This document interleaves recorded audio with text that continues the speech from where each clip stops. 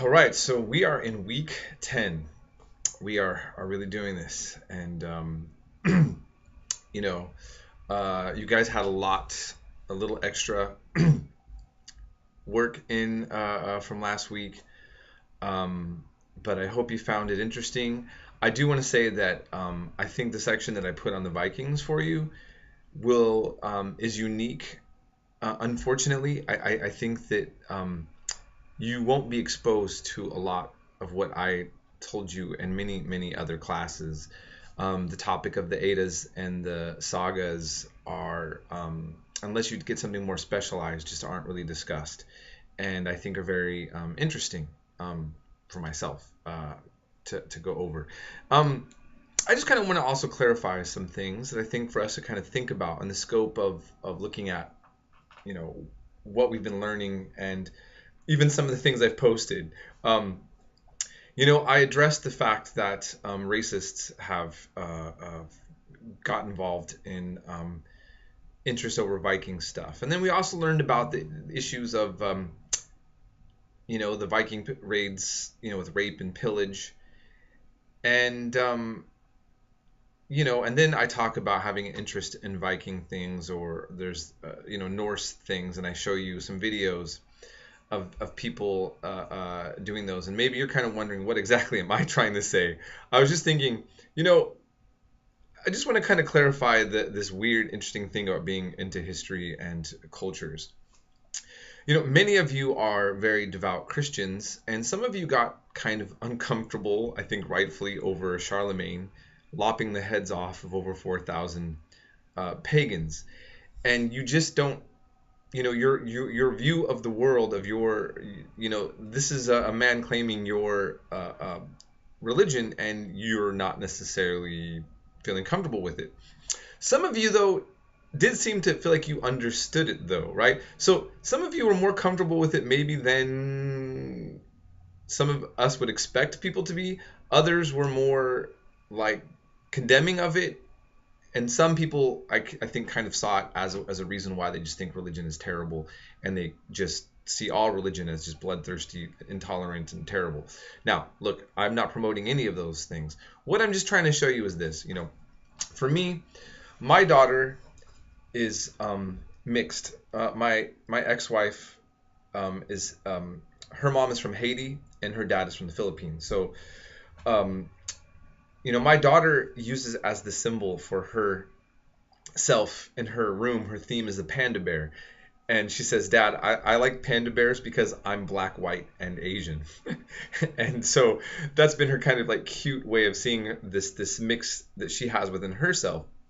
And, I'm teaching Western civilization. So Western civilization is by default in this period a very white thing, history, to be, honest, right? Now I teach world history. When I'm teaching world history, it's a very not white discussion, and in the U.S. history, I talk very much about a very systemic issue of race that gets brought into the political system here that still seems to be very unresolved for a lot of people on a cultural level. Some argue on an institutional level, even though not as overtly as in the past. And so, and that's actually, I think, why you have kind of the white racist groups, joining this kind of like Germanic Viking history. Is that they're seeing all these other cultures and they feel like, wow, this is like a cool white thing to do or something, whatever. So, and what about the raping, the killage? If you look at the majority of world civilizations, have you noticed that everybody just is fighting all the time? And so I don't like celebrating that fact of any the cultures. But on one hand, we're intrigued by the story of the knight in shining armor. We're intrigued. The Vikings do have this kind of bad boy, kind of motorcycle gang-esque sexiness to them that people enjoy and find intriguing, right?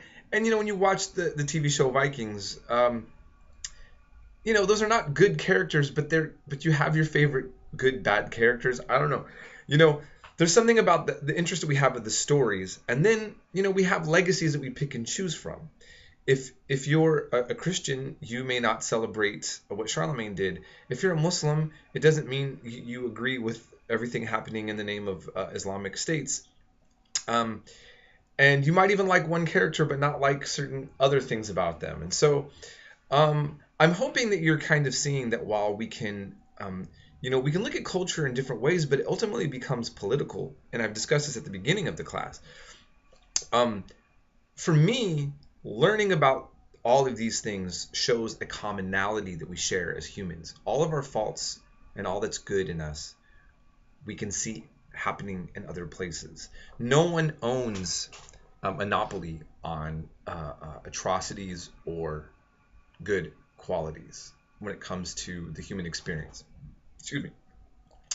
And so I just kind of want us to pause and think about that as we go on in this, because we've kind of hit grim topics and also we've kind of lightly passed them over.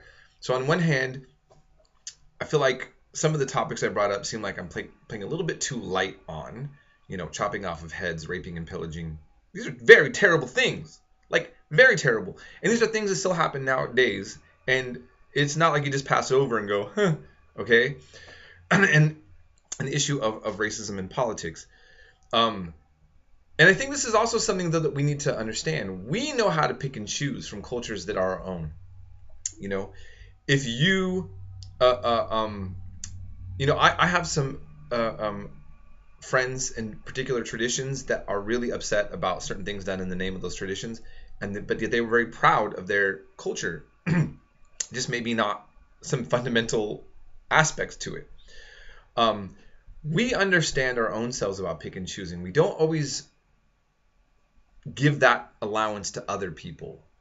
So a terrorist group does something, and then you ask everybody in that religion, what their position is on it. Like, you need to know, like, now they're obligated to separate themselves from that person. I get it, but I'm just simply saying, if we put that kind of position, if that's how we view other people, we should also then expect the same from ourselves, right? Okay. So ultimately, I think I've babbed on a little bit long about this.